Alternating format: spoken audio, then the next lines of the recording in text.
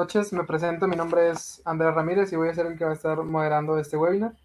Esta noche vamos a continuar con el gran proyecto que están presentando Remebet y Maico. Asimismo, agradecemos a estas dos instituciones por el esfuerzo que están haciendo en hacer llegar a todos ustedes estas sesiones de educación continua. Sobre la estructura del webinar les explicamos un poquito. Primero lo que vamos a hacer es escuchar la ponencia de nuestro invitado y al final va a haber una sección de 20 minutos de preguntas y respuestas. Les pedimos de favor a todos aquellos que vayan a hacer preguntas que sean lo más claros y breves posibles para que la pregunta se entienda bien y se responda de la mejor manera. También les recordamos que si la conexión es lenta o se desconecta o se traba o le sucede algo, solamente es cuestión de darle al botón de reconectar para que se refresque la sesión y la página se vuelva al inicio y puedan volver a la videollamada sin ningún problema. También les comentamos que el webinar va a ser grabado y estará disponible el domingo de 8 de la mañana a 10 de la noche en la página de remebet.com. Hoy tenemos con nosotros al doctor Saúl Martínez García, quien el día de hoy nos hablará de cannabinoides en gatos, del mito a la realidad. Para presentarles un poquito al doctor Saúl, él cuenta con una licenciatura en Medicina Veterinaria y Zootecnia de la Facultad de Medicina Veterinaria de la UNAM, especialidad en Patología Clínica Veterinaria por la Facultad de Medicina Veterinaria de la UNAM, especialidad en Medicina y Cirugía en Perros y Gatos por la Facultad de Medicina Veterinaria de la UNAM, diplomado en Medicina Interna Felina avalado por la Facultad de Medicina Veterinaria de la UANL, General Practitioner Certified in Feline Practice. También cuenta con un posgrado en Medicina Felina avalado por la Facultad de Ciencias Agrarias y Veterinarias de la Universidad Católica de Salta. Le cedo la palabra a doctor Saúl en estos momentos. ¿Qué tal? Muy buenas noches. Muchas gracias por la invitación. Gracias a Michael, gracias a Remebet. Vamos a hablar un poco de la pasión que tenemos nosotros por... Se combina lo que es el cariño y la pasión por los gatos junto con relación a los cannabinoides, que ya es toda una realidad. Voy a empezar a compartir mi pantalla. Si hay alguna falla, les pediría encarecidamente que me avisen, por favor.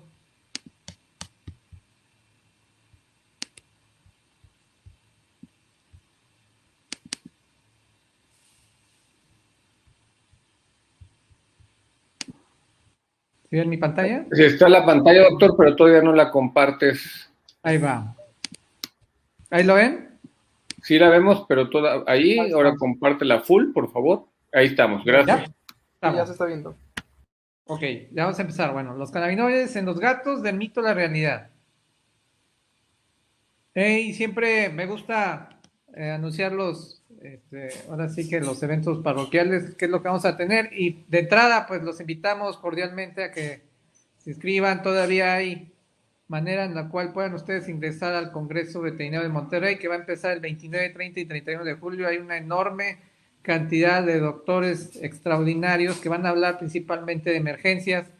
Entonces, pues hay una gran cantidad de ponentes, son 3 días y pues hay de talla internacional, incluso algo que yo hago mucho mención, es avalado por la RAIS. La RAIS es una asociación que evalúa principalmente pláticas que tienen que ver con relación a un valor que se puede utilizar sobre todo en Estados Unidos. Entonces, los invitamos cordialmente. Y pues, ¿qué vamos a hablar nosotros principalmente el día de hoy? Pues de cannabinoides, y esto es una imagen que literalmente se la copié a la doctora Sandra López, que es una extraordinaria ponente y es muy buena persona, y a ella le encanta todo lo que tiene que ver con cannabinoides y en gatos, en el cual, pues principalmente quiero hacer mención con respecto a cómo está la investigación en relación a este tipo de fitofármacos. Si ustedes ven, si comparan, por ejemplo, la imagen que tiene que ver con el humano, vean que solamente qué tanto nosotros sabemos en la actualidad de cannabinoides. Si lo ven con relación a los perros, todavía es muchísimo más pequeño. ¿Y qué hay con relación a los gatos? Pues todavía hay muchísimo menos investigación. Entonces hay muchas situaciones que tengo que decirles así tal cual.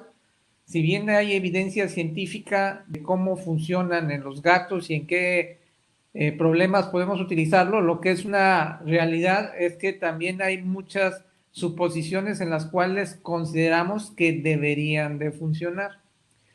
Este es un artículo en el cual básicamente lo que trata de hacer es ver qué percepción, en qué condiciones de enfermedades se utilizan principalmente los cannabinoides en Estados Unidos y de alguna forma ven los tutores qué tanto funciona para ciertas patologías. Y por ejemplo vemos que en situaciones de ansiedad se puede llegar a utilizar cuando hay alteraciones, sobre todo que tiene que ver con el miedo, por ejemplo, a los truenos o al fuego. Si nosotros buscamos que nuestro paciente tenga una ligera sedación, porque pues obviamente presenta una situación de estrés, en reacciones de pánico, cuando necesitamos que tenga un incremento de apetito, y básicamente es una serie de entrevistas. Y si ustedes se dan cuenta, pues no hay mucha información que digamos. Y hablando en materia, ¿qué son los cannabinoides? Los cannabinoides se producen de manera natural por el organismo y se le denominan endocannabinoides. Los fitocannabinoides, si ustedes recuerdan, son derivados principalmente de la cannabis sativa, mejor conocida en el bajo mundo como la marihuana, y desde el 2009 se han presentado ya los cannabinoides de tipo sintético. Los cannabinoides forman parte de un sistema de comunicación intercelular. Como les había comentado, los endocannabinoides hay varios, pero los más importantes son la dandamida y el 2-araquidonilglicerol. Y estos van a actuar sobre ciertos receptores. Los receptores más conocidos son el CB1 y el CB2, pero en la actualidad se han encontrado que hay de alguna manera ciertos receptores que comparten también cierta actividad cannabinoide, como el TRPV1, el GPR18 y así sucesivamente. Entonces, para que todos estos forman parte del sistema endocannabinoide, junto con las enzimas encargadas en la síntesis y degradación de estos mismos. Entonces, hay principalmente un sistema, así como ustedes recuerdan, pues hay un sistema circulatorio, un sistema cardiovascular, perdón, un sistema nervioso, un sistema tegumentario, un sistema urinario, pues hay un sistema cannabinoide.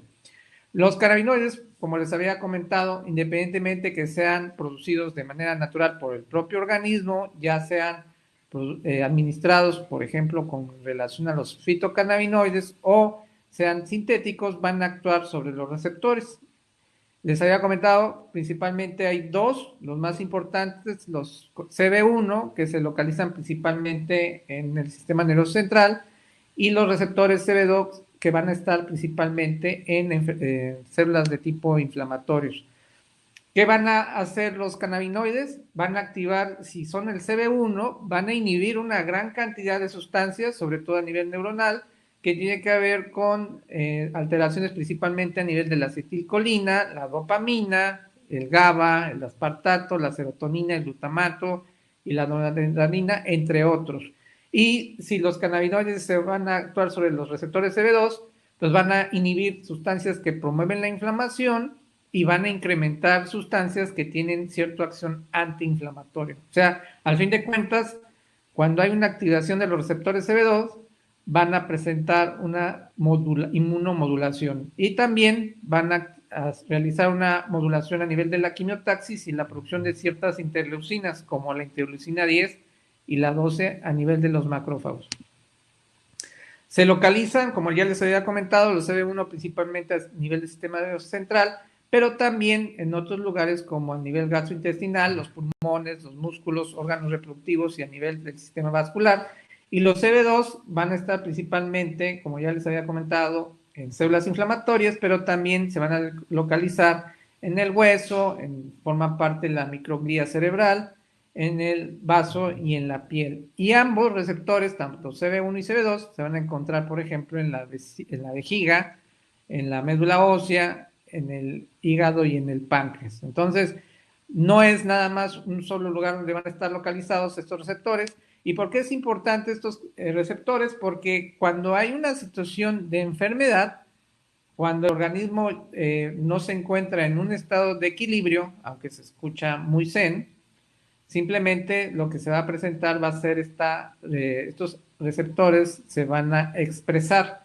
Y es entonces cuando los cannabinoides van a empezar a actuar. Entonces, los cannabinoides, como les había comentado, van a actuar principalmente en las membranas celulares y los organelos de ciertos lugares a nivel del sistema nervioso central, por ejemplo, en aquellos sitios de procesamiento del dolor, como aquellos que están localizados principalmente a nivel de la sustancia gris, el tálamo y la corteza. Van a actuar también sobre sitios de procesamiento del movimiento localizados principalmente en el cerebelo y el ganglio basal, y en sitios de procesamiento de la memoria localizados principalmente a nivel del hipocampo y de la corteza cerebral. Y si ustedes ya empiezan a integrar la información, pues pueden empezar de alguna manera a dilucidar cuáles son los efectos principales que van a tener este tipo de productos. Si van a estar, por ejemplo, a nivel del hipotálamo, pues van a permitir de alguna manera un incremento, por ejemplo, en la memoria, en el aprendizaje y una disminución en el estrés.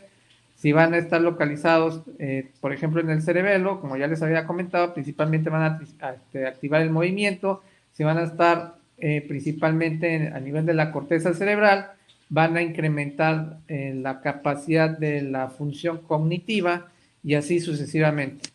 Entonces, como les había comentado, hay en otros sitios los receptores CB1. Se considera que los perros presentan la mayor cantidad de receptores que cualquier especie animal y se han encontrado en más de 62 diferentes especies. Y como les había comentado, los CB2 van a estar principalmente en células que tienen que ver con el sistema inmune, como los linfocitos B, las células killer, los macrófagos y los neutrófilos, y en otros órganos.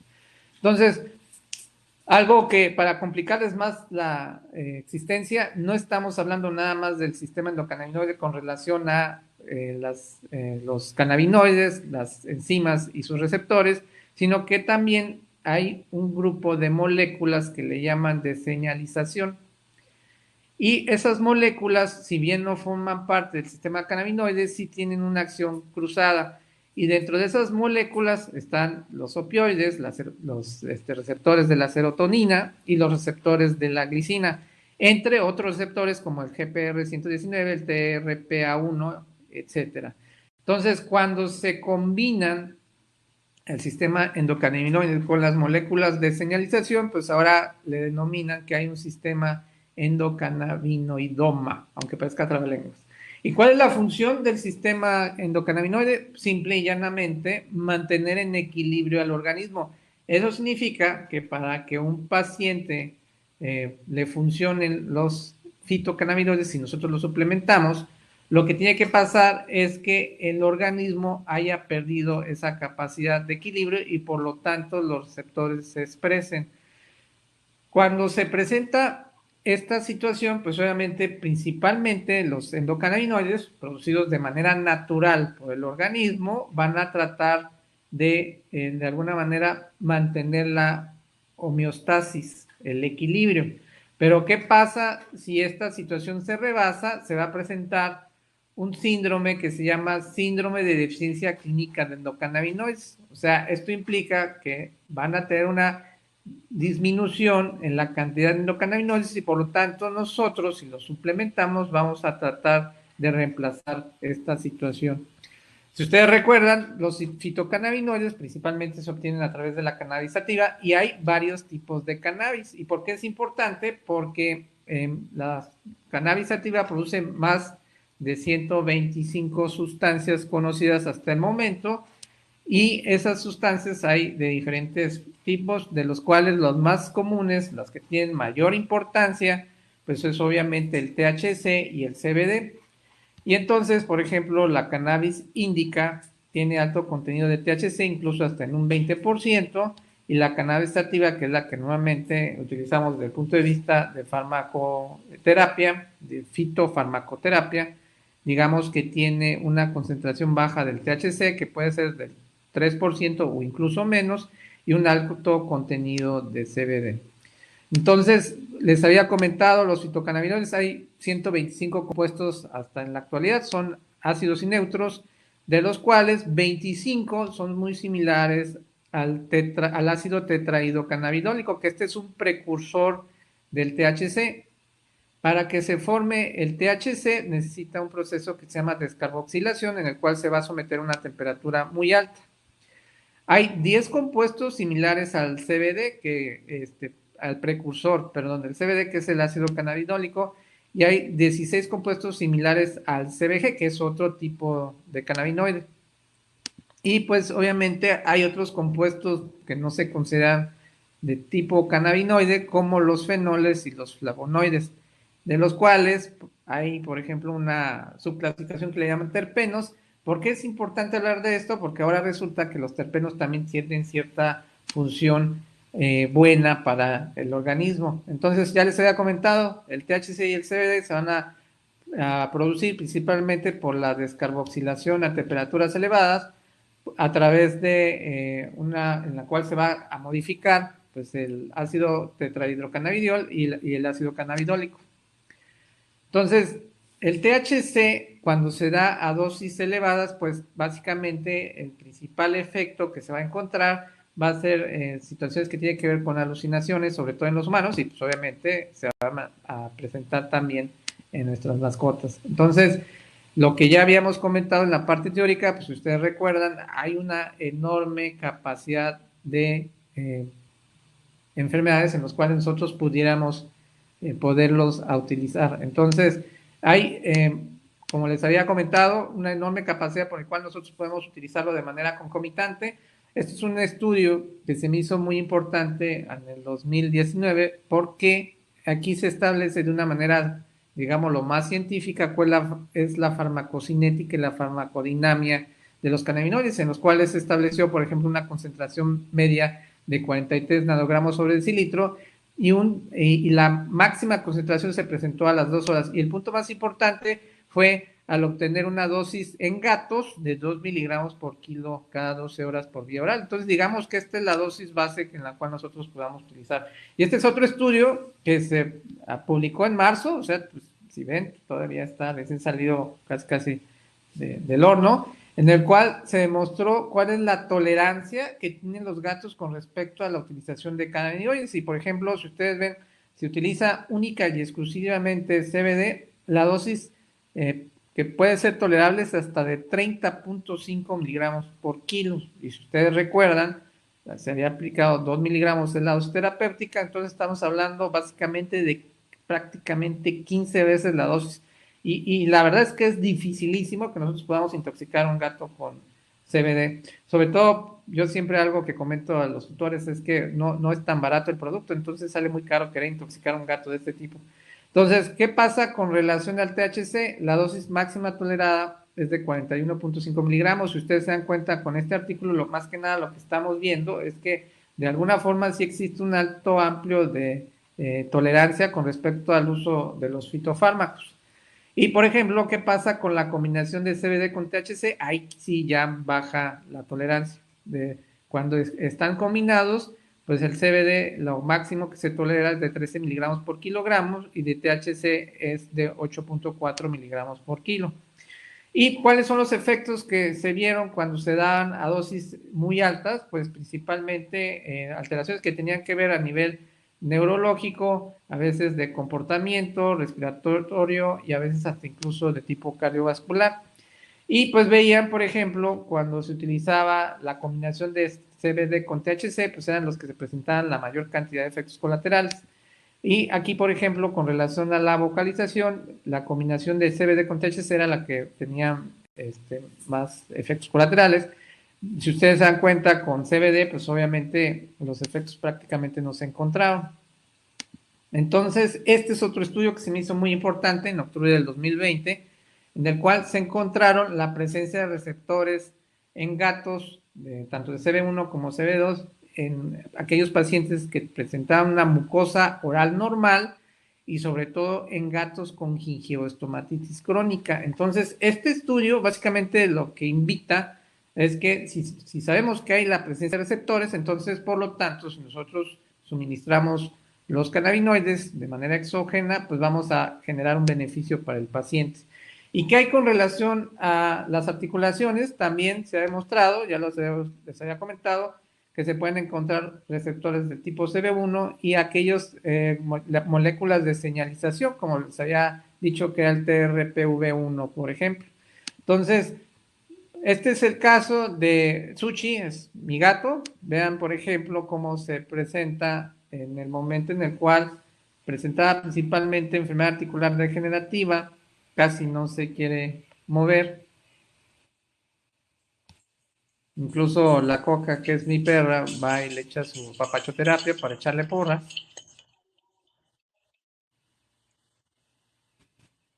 Y pues obviamente como que no le parece mucho, pero bueno. ¿Qué pasa después del CBD? Ya la actitud es diferente.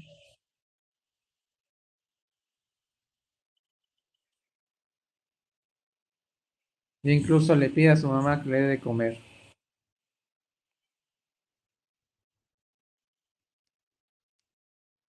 Se le dio una dosis de 2 miligramos por kilo. Y bueno, ¿qué usos podemos llegar a tener? Pues ya les había comentado, situaciones de conducta, algo muy importante, por ejemplo, para síndrome de disfunción cognitiva, hiperestesia felina, anorexia, dolor, fobias, agresión como manera complementaria de cistitis idiopática, convulsiones y trauma craneoencefálico. ¿Y qué hay con las cistitis idiopáticas? Si ustedes recuerdan, pues es un diagnóstico por exclusión, todavía no se determina a ciencia cierta si hay una causa como tal. Se sabe que hay un factor desencadenante que principalmente tiene que ver con el estrés. El 92% de los casos desaparecen sin tratamiento a los 5 y 7 días y hay una recurrencia del 39 al 65%, incluso 1 a 2 años después del evento inicial. Entonces, la cistitis intersticial en la mujer es muy similar a la cistitis que se presentan en los gatos. Se sabe, por ejemplo, que en las mujeres hasta 8 millones de personas en Estados Unidos pueden llegar a tener esta patología. Y este es un estudio que se presentó en el 2019, en el cual a ratones se les dio beta-cariofileno, que es un terpeno, junto con, eso fue a un grupo, a otro grupo se le dio CBD sintético, que es el HU308, y aparte a otro grupo se le dio domoso a nivel intravesical. Si ustedes recuerdan, por ejemplo, hace muchos años había unos artículos en el cual se aconsejaba el uso de domoso a nivel intravesical, sobre todo en las mujeres. Entonces, a un grupo de ratones se le dio también por vía oral el betacariofileno. Y ellos vieron, por ejemplo, que en el momento del estudio apreciaran una disminución en la cantidad de leucocitos que estaban adheridos a nivel de la pared vesical y aparte había una mejora en la perfusión vascular. Por lo tanto, esto generaba una disminución a nivel de la inflamación vesical y por lo tanto de la percepción del dolor. ¿Y esto por qué se presentaba? Porque había un estímulo a nivel de los receptores del CB2 y por lo tanto había una disminución en la inflamación, una disminución en la quimiotaxis y en la extravasación de los neutrófilos. Al fin de cuentas, de todas maneras, se estimulaba los receptores CB2 y CB1 y esto promovía una relajación, por ejemplo, a nivel de los músculos de extrusor y obviamente una disminución en la inflamación a nivel de la mucosa del urotelio y del suburotelio. Entonces, esto abre la puerta de alguna manera para que nosotros lo podamos utilizar en la cistitis idiopática de los gatos. Esto básicamente son unas gráficas en las cuales ustedes pueden ver que, por ejemplo, con la utilización de betacariofileno puede haber una disminución de la adhesión de leucocitos y también junto con la utilización del cannabidiol de tipo sintético y obviamente se mejora la perfusión vascular. ¿Cuáles son los efectos principales con relación al dolor? Si ustedes recuerdan, parte del problema principal de la cistitis idiopática es la generación de dolor. De manera endógena, la danamina lo que va a provocar es una disminución en la activación de proteínas inflamatorias y va a disminuir la proliferación de linfocitos B y T. El 2-araquidonilglicerol va a actuar sobre los receptores CB1 y por lo tanto a través de diferentes combinaciones con otros productos van a disminuir la expresión de los COX-2 y por lo tanto esto va a promover una disminución de la inflamación. A nivel del sistema nervioso central, pues obviamente va a generar una modulación en la transmisión serotoninérgica y esto va por ende a provocar una disminución en el dolor neuropático y en la alodinia. Y entonces, al fin de cuentas, todo esto va a promover una disminución de la inflamación y una disminución del dolor de tipo neuropático. Entonces, La invitación es que se empiecen a utilizar como terapia complementaria junto con todos los protocolos que indican que se deban de utilizar para cistitis idiopática. Este artículo que tiene desde 2018, básicamente lo que el valor que tiene este artículo es en el sentido que encontraron receptores de CB1 y CB2 a nivel de la piel, tanto en gatos normales como en gatos atópicos. Entonces, por lo tanto, se recomienda que se pueda utilizar, por ejemplo, en atopia felina y en alopecia psicogénica. ¿Qué hay con relación a la agresión y el CBD? Se sabe que el 27% de los cuales los gatos son abandonados, por lo menos en Estados Unidos, tiene que ver con agresión. ¿Por qué un gato se vuelve agresivo? Pues puede ser, por ejemplo, por la presencia de dolor, como enfermedad articular degenerativa, gingiostomatitis, enfermedad del tracto urinario caudal, etc. Y entonces aquí es donde los receptores CB1 se van a expresar y por lo tanto podemos utilizar productos que tengan dentro de la composición de los cannabinoides que tengan una pequeña cantidad de THC y pues obviamente también puede haber agresión por inflamación en el cual se van a expresar los receptores CB2 y por lo tanto podemos utilizar el CBD. Entonces, aquí lo más importante de todo es que a través, por ejemplo, de este artículo se demostró que los cannabinoides, sobre todo el CBD, tiene propiedades ansiolíticas, antipsicóticas y de neuroprotección celular y por lo tanto se recomienda su uso. Tanto en humanos como en ratones se vio que tenía efectos antidepresivos.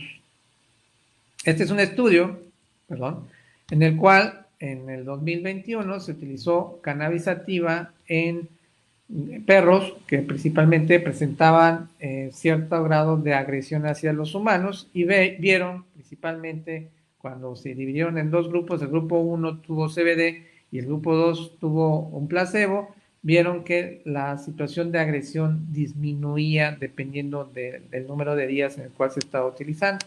Y también, pues obviamente, potencialmente lo podemos utilizar nosotros principalmente en gatos que puedan tener situaciones de agresión hacia otros gatos o incluso hacia los humanos.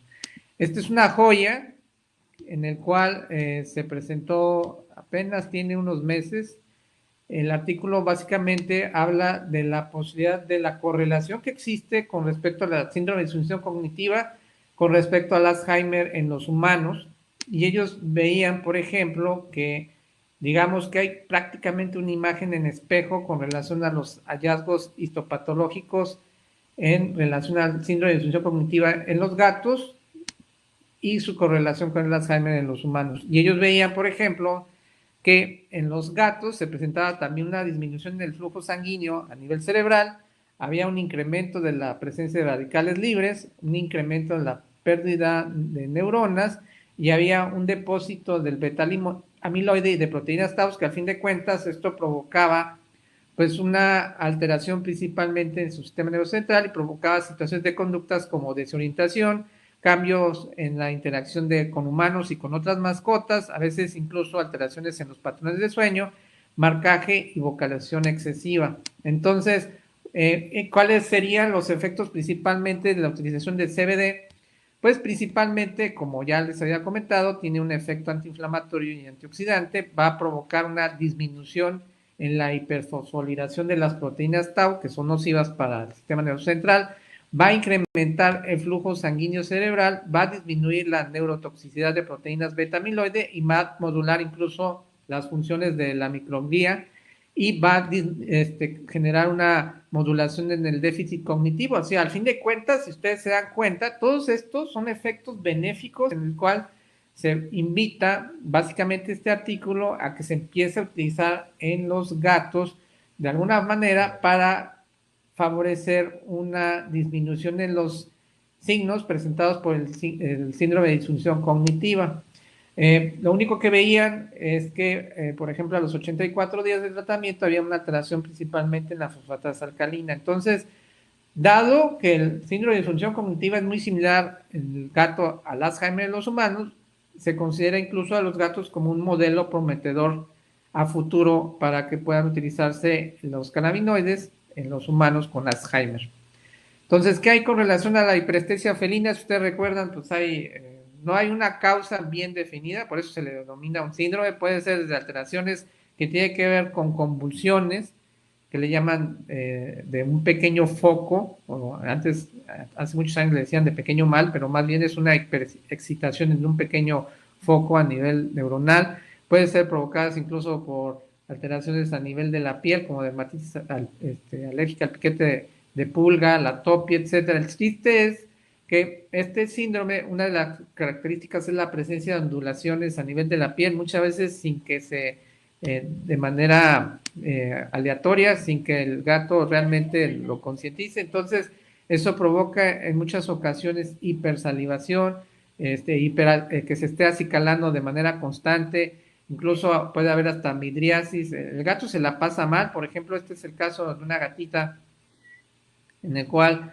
se aprecia realmente, le llaman ondulaciones a nivel de la piel, y vienen sin avisar de alguna forma, y esto pues realmente le genera mucho disconfort a la gata.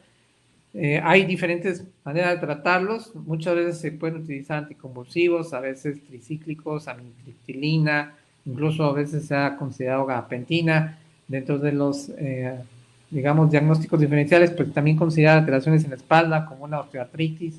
Entonces, lo que hicimos en este caso fue darle el cannabidiol, y pues veía, por ejemplo, antes los ataques eran a cada rato. Incluso mencionaban que hasta 5 o 6 por día, y con el uso de los cannabinoides bajaron incluso hasta 3 y a veces hasta cada 48 horas, y veían que la gata dormía mejor, o sea, el sueño era muchísimo más sano y más extenso, incluso hasta llegó a presentar mayor interacción con sus seres, con los seres humanos. Y pues incluso hasta los espasmos eran mucho más leves. Le fue también a esta gata con la utilización de los cannabinoides que empezaron a dejar de darle la aminotritilina, que el Prozac, que era la manera en la cual normalmente se estaba tratando. ¿Qué hay con relación a la epilepsia? Que es otro de los, digamos, tratamientos en los cuales pueden utilizarse los cannabinoides en este tipo de enfermedades. Por ejemplo, este es el caso de un gato que presentaba crisis convulsiva, por lo menos mencionaba el tutor que era 4 o 5 a la semana, y después del uso de los cannabinoides, lo más grave que se llegó a apreciar es como tipo de ausencias, que eran simplemente pequeños focos convulsivos, sin tener la necesidad de tener que utilizar fenobarbital u otro tipo de fármacos anticonvulsivos. Entonces, obviamente lo que estoy mostrando no indicaría necesariamente que se tengan que utilizar como terapia. Yo siempre lo recomiendo que se tenga que dar como terapias complementarias. ¿Qué hay con relación al cáncer? Sabemos que de manera natural la dandamina se empieza a producir principalmente en células cancerígenas, incluso sin que se tengan que expresar los receptores, aunque pues obviamente lo más importante es, como al fin de cuentas el cáncer, pues lo que llega a provocar es una alteración en el organismo, se pierde el equilibrio y por lo tanto se empiezan a expresar los receptores tanto CB1 como CB2. Y entonces, ¿qué es lo que hace la anandamina? Pues obviamente va a intentar bloquear el sistema de transporte o enzimas inactivadoras que van a evitar la generación de la etanolamina.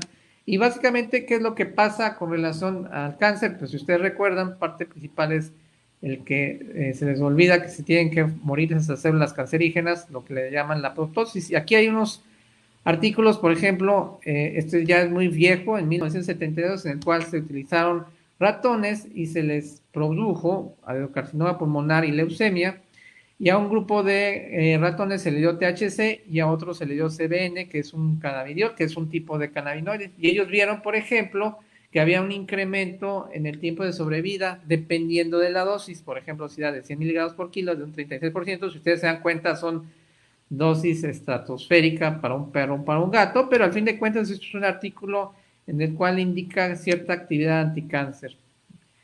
¿Y qué pensaban? Que esto ya era tan sencillo, que uno iba a estudiar veterinaria para no tener que ver nada con bioquímica. Bueno, espero que me sigan. No les voy a explicar paso por paso porque si no se me van a dormir. Lo importante es que dentro de los efectos benéficos que tiene los cannabinoides es que tratan de promover la inducción de la apoptosis, y eso es por diferentes mecanismos, como la inducción del esfingolípido la inducción del esfingolípido apoptótico de la ceramida. La ceramida, ¿qué es lo que hace? Al fin de cuentas, todos estos, el efecto principal es generar un estrés a nivel del retículo endoplásmico celular, y por otro lado también van a fomentar, por ejemplo, una alteración a nivel de la producción a nivel mitocondrial de la síntesis de proteína, y por lo tanto, al fin de cuentas, todo esto va a promover la presencia de la apoptosis y de la autofagia. El eje, por ejemplo, AKTMTORC1, es muy importante para la producción de cáncer. Entonces, si se inhibe este eje, se va a fomentar la apoptosis. Y si ustedes ven, por ejemplo, en este esquema, pues no nada más los receptores C1 y CB2 son los que se expresan, sino también lo que le habíamos mencionado, que eran las moléculas de señalización. Al estimularse, por ejemplo, el THC, se va a activar, por ejemplo, también la vía del calcio, y eso va a fomentar también, por ejemplo, la apoptosis, y por otro lado, puede incluso generar la producción de iones de peróxido de hidrógeno a través de diferentes mecanismos. Al fin de cuentas, el THC va a actuar sobre ciertos receptores y el CBD va a actuar sobre otro tipo de receptores, y esto también de alguna forma va a fomentar la producción de radicales libres, y todo esto va a fomentar pues obviamente el daño a nivel celular. Va a alterar incluso, por ejemplo, el CBD, la vía de las lipoxigenasas, principalmente a nivel de los gliomas. Y este simplemente es un resumen de lo anterior, en el cual pueden ver cómo los receptores se ven activados, se ven expresados, y cómo en diferentes tipos de cáncer, al expresarse, pues los cannabinoides van a empezar a funcionar. Aquí, cuando hablamos del mito, hasta ahorita aparentemente pareciera que no hay evidencia científica en el cual se haya utilizado principalmente en perros y en gatos, en los cuales nosotros hayamos visto efectos reales desde el punto de vista, por ejemplo, de la utilización de artículos en los cuales podamos nosotros ver que de alguna forma se vea que hay un efecto benéfico, pero todo esto que les estoy platicando se ha extrapolado principalmente en humanos y ratones. Si ustedes recuerdan, pues hay el sistema endocannabinoide, pues hay más de 62 diferentes especies. Entonces, el razonamiento es, si en los humanos pasa, ¿por qué en las mascotas esta situación no debería de pasar? Entonces, la recomendación pues es de alguna forma empezar nosotros a generar experiencia clínica para que después, pues poco a poco generemos información que nos pueda servir. Porque al fin de cuentas, todavía, como les había comentado, estamos en pañales con relación al uso de cannabinoides en mascotas. ¿Qué otros efectos principales tiene los endocannabinoides? Principalmente, por ejemplo, en los gliomas, lo que va a favorecer es la expresión de otro tipo de receptores, por ejemplo, aquellos que son de la tirosinquinasa, y si ustedes recuerdan, pues el Palladia, el Toserani, pues va a tener un mejor efecto.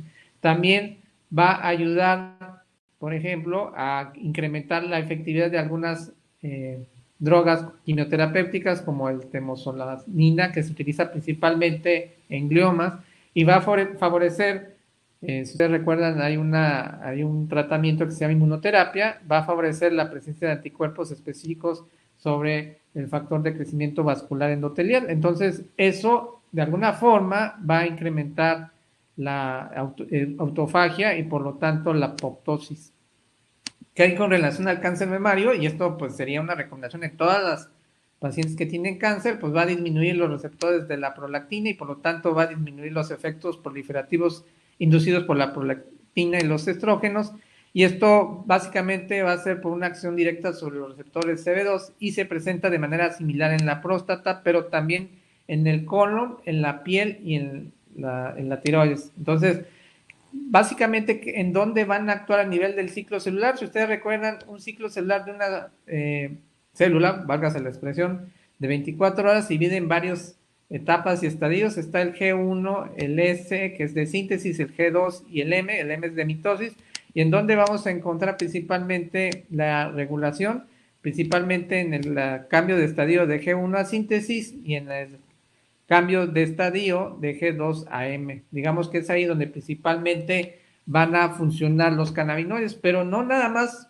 es el efecto de generar la apoptosis, también tienen efecto antiangiogénico y antimetastásico. ¿Y esto cómo lo van a hacer? Principalmente al disminuir el factor de crecimiento vascular endotelial, que ya lo habíamos platicado, y por lo tanto eso de alguna manera va a inhibir la formación de vasos sanguíneos, pero también van a actuar sobre otra sustancia que es la metaloproteinasa 2. ¿Y esto en qué va a ayudar? Pues de alguna forma también va a disminuir el factor de crecimiento vascular endotelial, pero también va a actuar inhibiendo la adhesión, la migración y la invasión de células cancerígenas, y por lo tanto no es nada más disminuir la producción de vasos sanguíneos, sino también de alguna forma disminuir la posibilidad de metástasis.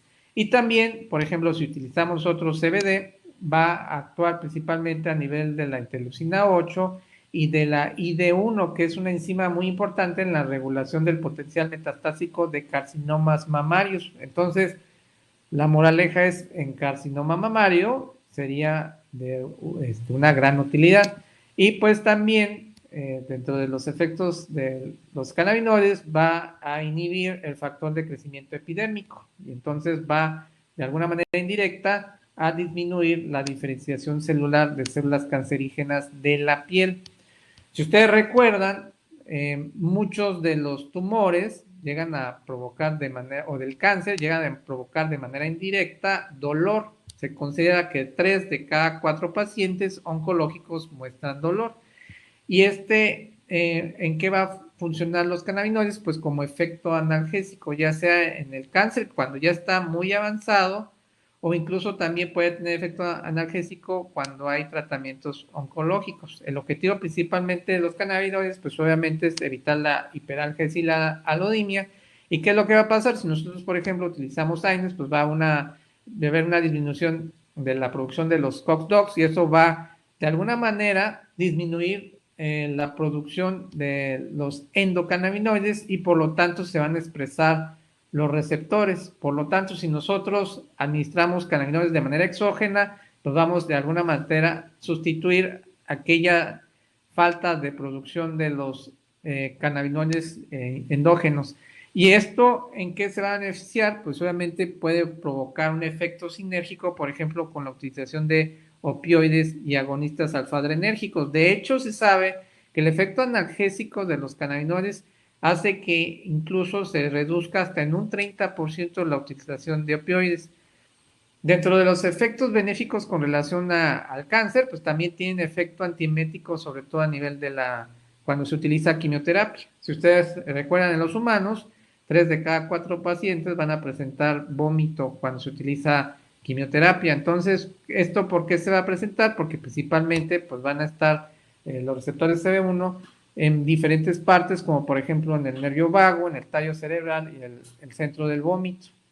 Entonces, aquí el punto importante es que también pueden ayudar como antieméticos, también como estimulantes del apetito. Este es un estudio que se presentó en humanos. Si ustedes recuerdan, por ejemplo, en cáncer avanzado, el 50% de los pacientes van a presentar una disminución del apetito y por lo tanto pérdida de peso, y eso va a conducir a la caquexia. Entonces, si nosotros utilizamos cannabinoides, se ha demostrado, por lo menos en humanos, que se incrementó el peso corporal por el aumento del apetito, una reducción de la náusea y una mejoría funcional. Y en este otro artículo lo que se hizo fue a un grupo de personas se les dio marihuana, a otro grupo el dronabinol, que es un cannabinoide sintético, y hubo pues obviamente el grupo placebo, y ellos vieron que al concluir el estudio, aquellos que utilizaron marihuana tuvieron un incremento del peso de 3.5 kilos, a diferencia del dronabinol, que fue solamente 3.18, que no está tan mal, y obviamente el grupo placebo pues 1.5. Entonces, al fin de cuentas, el punto importante también es que como estimulante del apetito en cáncer se puede llegar a utilizar, o aunque no sea en cáncer, Este es otro artículo en las clínicas de Norteamérica, en el cual se habla ya el uso de cannabinoides como tratamiento coadyuvante para estimular el apetito en el cáncer en mascotas. Y si ustedes recuerdan, pues la pérdida de apetito es una de las secuelas principalmente del cáncer, que hay correlación al efecto antiinflamatorio, particularmente en el cáncer. Si ustedes recuerdan que la inflamación crónica puede causar daño a nivel del sistema del ADN y por lo tanto provocar hasta cierto punto cáncer. Nosotros lo podemos ver, por ejemplo, en los humanos, en la colitis ulcerosa y la enfermedad de Crohn. Y si ustedes recuerdan en gatos, la enfermedad inflamatoria intestinal crónica, hay una teoría en la cual se menciona que pudiera causar linfoma. Entonces, por eso es muy importante la suplementación incluso de cannabinoides. Que hay con relación a artículos, por ejemplo, este es un artículo muy importante en el cual hubo una supresión del factor de crecimiento endotelial en osteosarcoma. Obviamente estamos hablando de líneas celulares, no en vivo, hago mucho hincapié, cuando se utilizan cannabinoides sintéticos como el WIN 55-212-2. Entonces, también es un efecto benéfico. Incluso se demostró en este artículo que hubo una disminución en el 35% del factor de crecimiento vascular endotelial. Este es un estudio que fue en el 81, en el cual se demostró que el uso de cannabinoides disminuyó la presencia de vómitos en aquellos gatos en los cuales se utilizaba cisplatino. Y este es otro estudio, bueno, este es en hurones y básicamente pues es lo mismo. Aquí el punto importante es que si bien no existe una extraordinaria cantidad de artículos, siempre se recomienda, pues de alguna manera que nosotros empecemos a generar conocimientos, aunque sea por reportes de casos clínicos.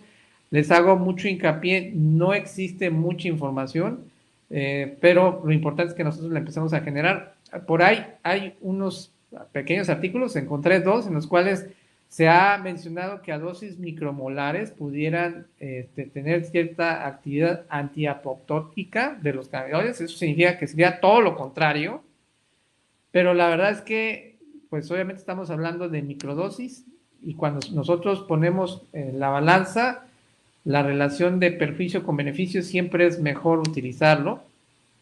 Las recomendaciones de los cannabinoides siempre debe ser no como única terapia, sino más bien utilizarlo de manera combinada, por ejemplo, en cualquier tipo de oncoterapia. Ya les había comentado, tiene un sinergismo con los AINES, los opiáceos y los agonistas alfa-adrenérgicos. Puede ser utilizado con la terapia metronómica. Siempre recomendamos una dosis baja de 0.5 miligramos por kilo cada 12 horas y después de 5 días ir incrementando paulatinamente hasta lograr una dosis de 2 miligramos por kilo. A veces hemos visto que con dosis menores el efecto es benéfico. Obviamente, si estamos hablando particularmente de cáncer, pues no hay manera de poderlo evaluar, pero si logramos la dosis de 2 miligramos por kilo cada 12, pues la podemos mantener así de manera indefinida. Hasta ahorita, por lo menos aquí en México, se puede utilizar dos presentaciones, el que es el CBD aislado, que es única y exclusivamente CBD, y el otro que le denominan Full Spectrum, que es con una pequeña concentración de THC, que es del 0.3%. Nosotros particularmente en todos los tipos de cáncer lo utilizamos de manera complementaria, ya sea para carcinoma de células escamosas, para linfomas, para cáncer mamario, como les había ya comentado. Por eso es muy importante la utilización de este tipo de productos. Por ejemplo, es un caso clínico de Tinieblo. Tinieblo, para no hacerles el cuento largo, llegó porque tenía hematuria y al momento de realizar un ultrasonido encontramos una masa en la vejiga que después se le tomó una biopsia y resultó ser un carcinoma de células del urotelio. Al momento en que se hizo la biopsia, quitamos una pequeña porción y después empezamos a utilizar única y exclusivamente CBD y vimos que había una reducción incluso hasta del 40% al utilizar el fitofármaco. Desafortunadamente, como al fin de cuentas es un cáncer y la tutora no quiso utilizar quimioterapia ni nada por el estilo, pues vimos que después, más o menos de un mes y medio, nuevamente creció el tumor, pero al fin de cuentas, pues vimos cierto efecto benéfico. En el caso principalmente de ISIL, tuvo un carcinoma de células escamosas. Aquí lo que hicimos fue un tratamiento multimodal. utilizamos, más bien remitimos el caso al doctor Carlos Castro, que es un excelente oncólogo, y allá pudo de alguna manera obtener el aparato de electroquimioterapia y pues le dio la electroquimioterapia. Fueron básicamente 2 sesiones.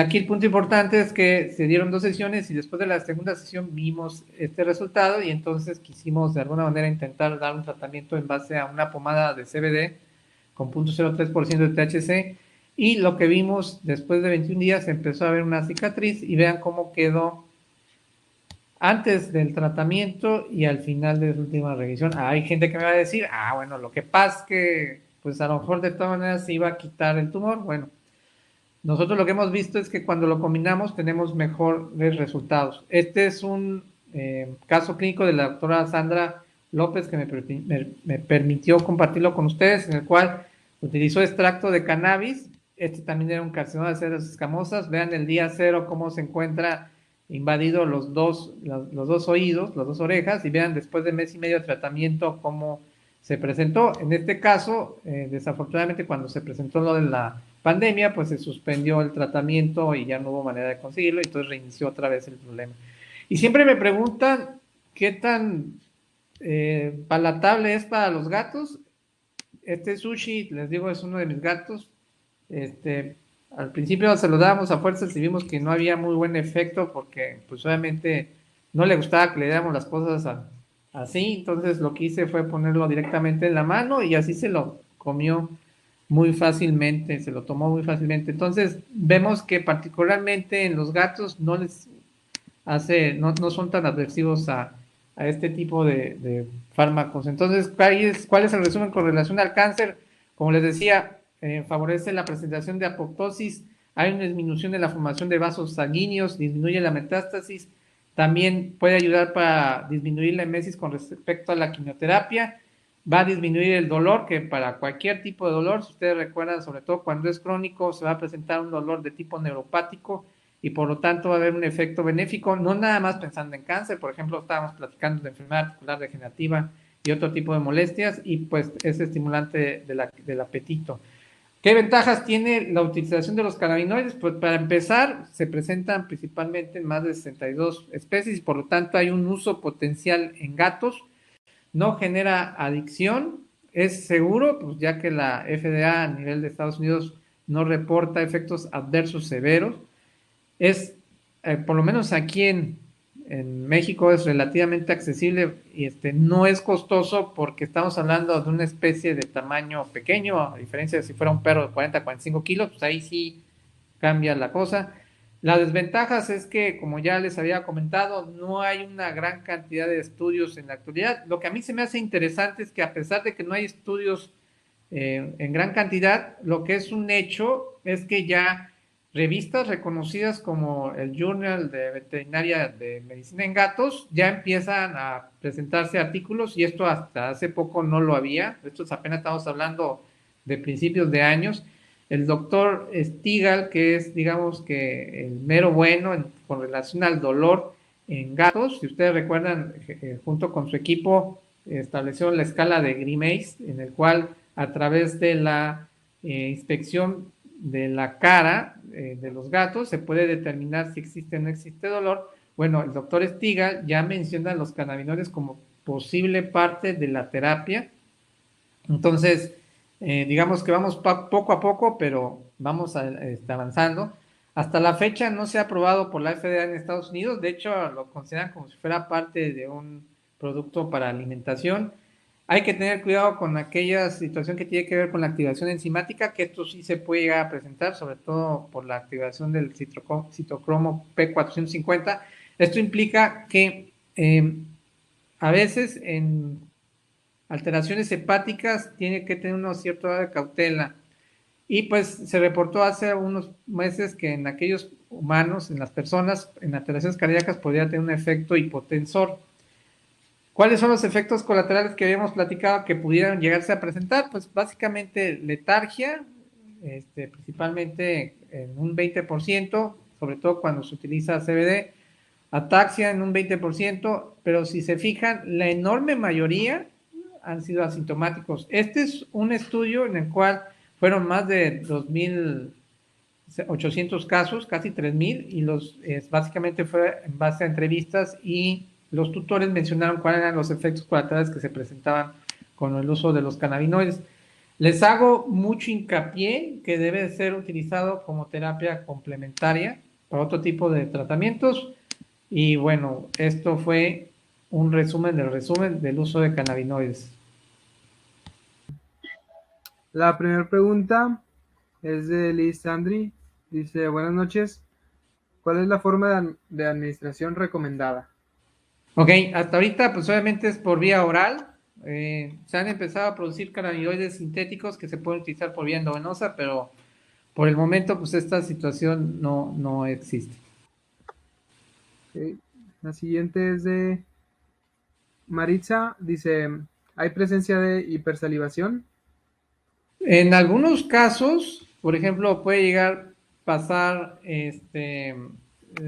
pues si no les gusta, porque si estamos hablando particularmente en los gatos, pues a veces puede llegar a pasar, pero sería principalmente por el sabor, aunque la verdad es que si comparamos con otro tipo de productos, honestamente son de los menos este, que le hacen al feo a los gatos.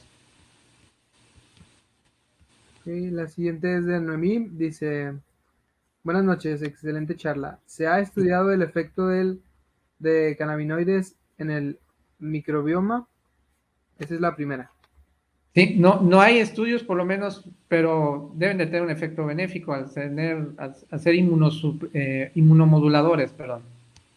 Ok. Y la siguiente que pregunta también Noemí dice, ¿ha tenido alguna experiencia en el uso de CBD y o THC en casos de isquemia cerebral en gatos? En isquemia cerebral en gatos no, pero sí, por ejemplo, en trauma craneoencefálico, la recomendación es como se puede administrar por vía sublingual, o sea, de todas maneras, aunque el paciente esté inconsciente, va a presentar absorción, porque simple y llanamente se lo pone debajo de la lengua. Incluso se recomienda que se incremente un poquito la dosis hasta 2.5 miligramos por kilo. Y volvemos a lo mismo, es como terapia coadyuvante para todo lo demás. Ok. Y Alma pregunta, ¿en algún trastorno metabólico se puede usar CBD? Bueno, si ustedes recuerdan, por ejemplo, a veces con hiperparatiroidismo pudiera tener cierto grado de efecto. Obviamente todo esto que les estoy diciendo es una teoría, no hay una acción. Particularmente en diabetes, lo que se ha demostrado es que puede reducir hasta cierto punto la utilización de los niveles de insulina, pero esto que les estoy platicando principalmente es en humanos. Ok. El siguiente dice, buenas noches, ¿se puede utilizar por tiempo indefinido en las patologías que así lo requieren o debe haber tiempo de descanso? No, bueno, aquí lo único que tengan cuidado porque todavía hay teorías que no están todavía bien demostradas. Como les comentaba, había una posibilidad de que se estimulara la citocromo P450. De hecho, normalmente cuando se hacen los estudios ya después de 6 u 8 meses se pueden incrementar las enzimas hepáticas, pero sobre todo la fosfatasa alcalina. Y a veces existe la teoría de que a lo mejor eso implicaría que pudiera generar cierto daño hepático. Lo que es un hecho es que más bien lo que se presenta es un incremento en la inducción enzimática, pero no tanto que exista lesión como tal. Sin embargo, pues por lo menos los científicos mencionan que cuando exista daño en el hígado, pues que sean cautelosos con relación a su utilización. Yo diría no suspender la utilización, pero sí dar una dosis, empezar con una dosis baja de 0.5 miligramos. Muy bien. Y otra pregunta dice, ¿se observó alguna sensibilidad en alguna raza específica? En gatos, ninguna. Ok. Dicen, ¿las dosis de intoxicación podrían aumentar con el uso prolongado por generación de resistencia? No, como tal, no se ha visto nada. Ok. Sebastián pregunta, ¿qué experiencia puede compartir para aumentar la palatabilidad de aceite del CBD en pacientes que ya han producido rechazo a este mismo? Bueno, yo a veces, por ejemplo, lo combinaba en gatos, por ejemplo, con atún a veces incluso con mantequilla de maní también. En perros a veces es un poquito más sencillo. Lo que pasa es que pues, ya ven que en perros a veces sin avisar se los da uno en la boca. Y en pollo mezclado con pollo ahí también puede ayudar. Al fin de cuentas, si ustedes recuerdan, el vehículo es un aceite que puede ser aceite de oliva o aceite de coco. Entonces, en la actualidad están buscando incluso agregarle saborizantes, pero por lo menos en gatos, considerando otro tipo de fármacos, realmente es menos digamos, lo desagrado que le saben a los gatos. Ok. Em, la siguiente pregunta dice, ¿se ha evaluado la interacción con otros fármacos? Ok, sobre todo con acepromacina, pues obviamente se potencializa más el efecto de la sedación. Con narcóticos, pues tener cuidado, como les decía, los opioides, empezar a reducir la dosis hasta en un 30% y evaluar el efecto. Pero realmente con otro tipo de medicamentos que tengan que ver con el sistema nervioso central no se han encontrado efectos colaterales. Sí. Dice, ¿qué marcas comerciales de gotas de CBD recomienda? Ah, pues se puede hacer el comercial. Yo utilizo Hempets. Ok. Dice, ¿se podría utilizar de manera tópica en forma de aceite de CBD? Ok, buena pregunta. Lo que nosotros estamos experimentando es más bien en base a pomada, con glicerina. Básicamente, digo, particularmente la marca que les platico, están empezando a sacar pomadas con puro CBD y también con THC. Y pues apenas estamos probándolo. Ok. Cristina pregunta, ¿se ha presentado resistencia al compuesto con el tiempo? No, hasta el momento no. Digo, llevamos 2 años usándolo. Esperemos que no se presente, pero por el momento no hemos visto nada. Gabriel pregunta, ¿se recomienda usar estos CBD para preoperatorio y postoperatorio? Sí,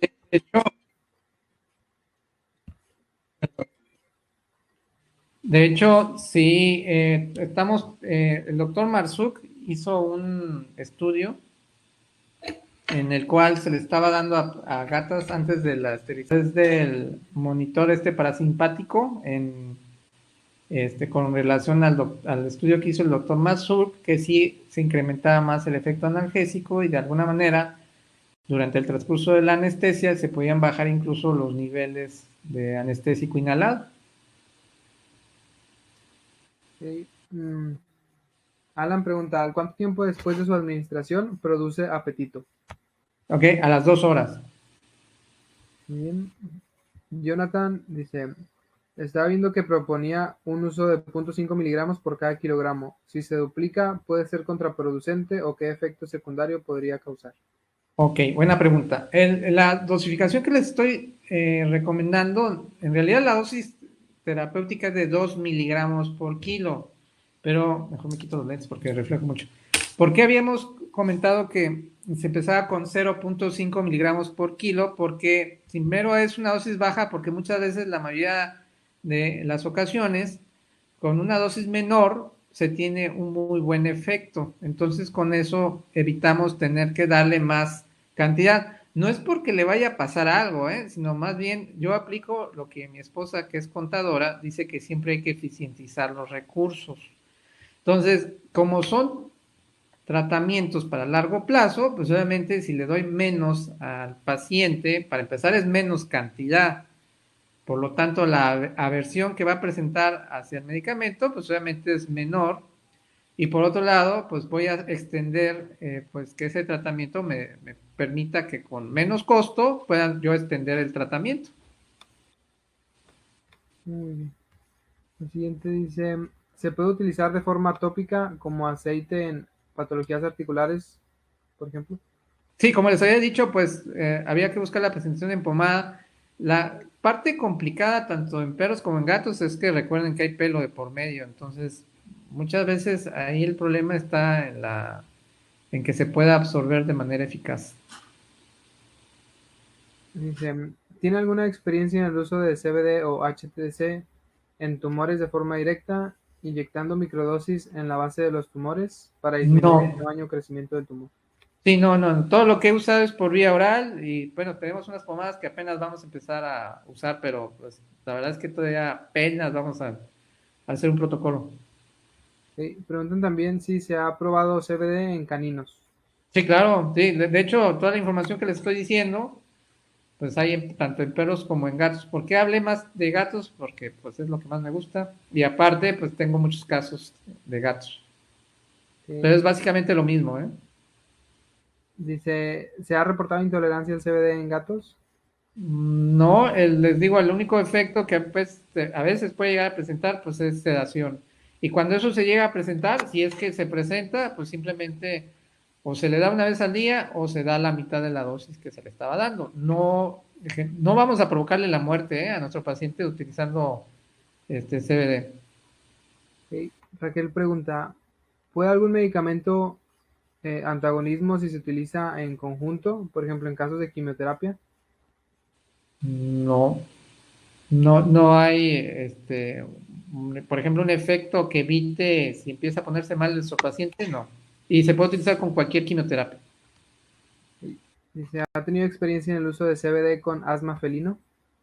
Yo particularmente no, pero sí hay un artículo muy interesante de la doctora Sandra. Si pueden ustedes buscar, aprovechando a Remevet, que tiene su revista de VetCan, ahí hay un artículo muy interesante en el cual trató a un paciente con asma felino y le fue súper bien. ¿Qué más? Busquen que sea producto de buena calidad. Tiene que tener mínimo un análisis cromatográfico para que realmente ustedes se aseguren de que tenga la cantidad de CBD que le están mostrando en la etiqueta. Porque desafortunadamente, y esto sí es algo que me ha pasado, a veces pues los tutores buscan CBD de otro lugar, que digo, no estoy peleado con eso, pero sí me ha tocado que los efectos colaterales que he visto principalmente es con otra marca porque no están realmente puros. Entonces, chequen con realmente, acérquense con marcas que sí estén con estudios que indiquen que el producto viene a la concentración que debe de ser. Porque muchas veces ponen CBD con THC y pues el THC, pues sí, a dosis altas tiene más efectos colaterales. Y apareció otra que dice, ¿cuál es mejor utilizar, Indica o Sativa? Ok, pues depende de la concentración que tienen. Si ustedes recuerdan, la Indica es la que tiene más cantidad de CBD.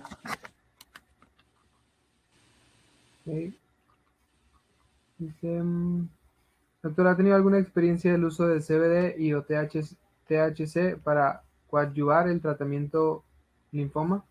Sí, claro, sí, digo, nosotros lo usamos para todos los tipos de cáncer, como les digo, como coadyuvante. No hay que quedarse con la idea de que es producto milagro, tampoco es así como tipo CB directo, llévense dos y le regalan un tercero.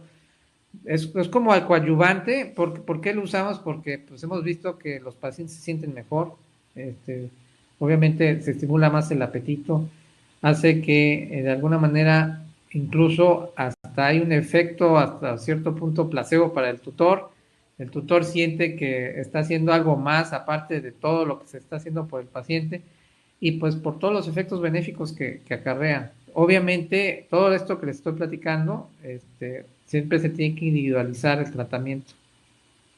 Ok. Y preguntan si hay posibilidad de obtener la presentación, el PowerPoint. Pues va a quedar grabada la... Sí, si quieren, mándenme un correo y con todo gusto. Sí, Mi sí, correo es saulmaga@hotmail. muy bien. Sí, también preguntaron esto de la presentación y no solo para recordar que se va a volver a presentar en la página de remevet.com de 8 de la mañana a 10 de la noche el día domingo. Y otra pregunta que salió es, ¿cómo administrarlo en pacientes de SIDA felino? Ok, no hay estudios, pero pues obviamente, pues como estimulante del apetito lo pudiéramos utilizar dependiendo a cuál sea la patología clínica que se está presentando. O sea, me refiero a qué manifestación clínica, perdón, esté presentando el paciente. Si está presentando, por ejemplo, si ustedes recuerdan, pues puede producir linfoma, el SIDA felino, entonces puede ser como terapia coadyuvante. Si no quiere comer, pues puede servir como estimulante del apetito.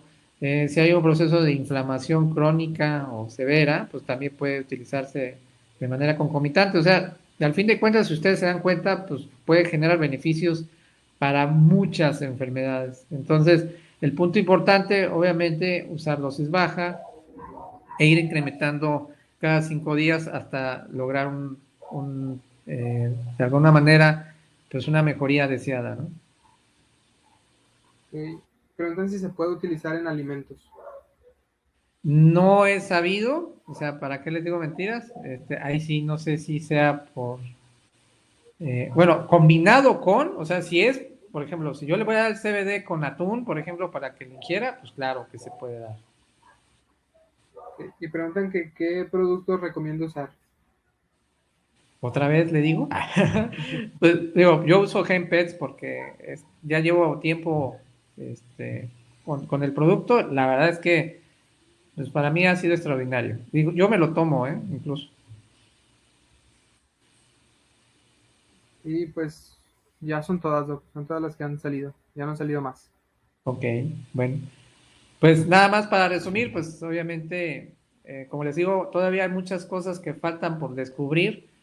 Nosotros en Latinoamérica tenemos pues una ventaja en el sentido de que ya de alguna manera se está haciendo una apertura para el uso de cannabinoides, hay que aprovecharlo, generar información para que este producto ya se empiece a utilizar de una manera más, y pues estoy a espera de sus comentarios y pues muchas gracias por la invitación nuevamente a Remebet y a Maiko. Muchas gracias, doctor, por toda la charla, por tu tiempo. Y pues sí, recordamos que la charla va a estar el domingo de 8 de la mañana a 10 de la noche en la página de remebet.com. Y como el doctor ya lo comentó, volvemos a agradecer al esfuerzo de Remebet y de Maiko por hacer llegar a ustedes estas ponencias, estos webinars. Bueno, pues entonces cerramos sesión. Saúl, muchísimas gracias, felicidades, excelente charla. Un abrazo, amigo, ojalá nos veamos pronto. Aquí lo esperamos. Gracias a Michael por el apoyo y pues sigámonos cuidando todos, todavía esto no termina, así que sigamos teniendo conocimiento de esta manera y cualquier cosa estamos a la orden. Un abrazo y saludos a todos. Muy buenas noches a todos. Buenas noches.